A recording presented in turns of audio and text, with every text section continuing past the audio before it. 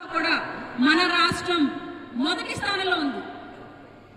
జగన్మోహన్ రెడ్డి గారి అప్పుల్లో, గంజాయిలో, మద్యంలో ఎట్లా ముందు పెడుతున్నాడో మహిళలపై జరిగిన అఘాయిత్యాల్లో కూడా ఈ రాష్ట్రాన్ని, దౌర్భాగ్యం ఏంటంటే ఇది మన రాష్ట్రంలో జరుగుతున్న విషయాన్ని ఖండించకుండా జగన్మోహన్ రెడ్డి గారు సమర్థించుకుంటూ మాట్లాడడం.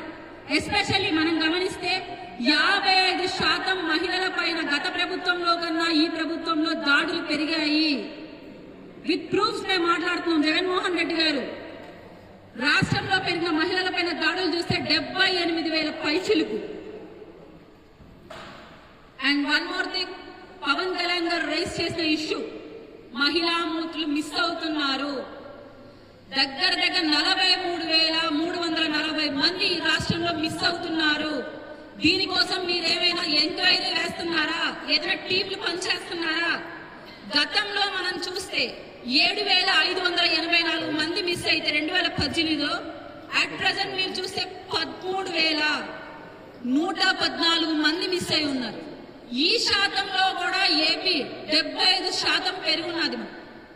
మహిళా మూతులు మిస్ అవడంలో కూడా ప్రతి ఒక్కటి మచ్చుకు కొన్ని పేపర్ ఆర్టికల్స్ తెచ్చామమ్మా.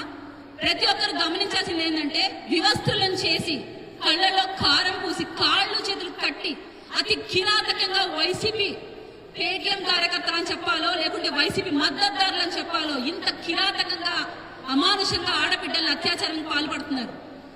ఇటువంటి కంప్లైంట్స్ మచ్చుకోకి ఎన్నో ఎన్నో ఎన్నో పేపర్ ఆర్టికల్స్ మనం రోజు చూస్తున్నాం. కానీ ఇక్కడ విడ్డూరం ఏంటంటే, ఇన్ని జరుగుతున్నా జగన్మోహన్ రెడ్డి గారు ఇంతవరకు ఒక్కసారి కూడా స్పందించలేదు. మహిళా మిస్సింగ్ పైన ఒక్క రివ్యూ మీటింగ్ కూడా కండక్ట్ చేయలేదు.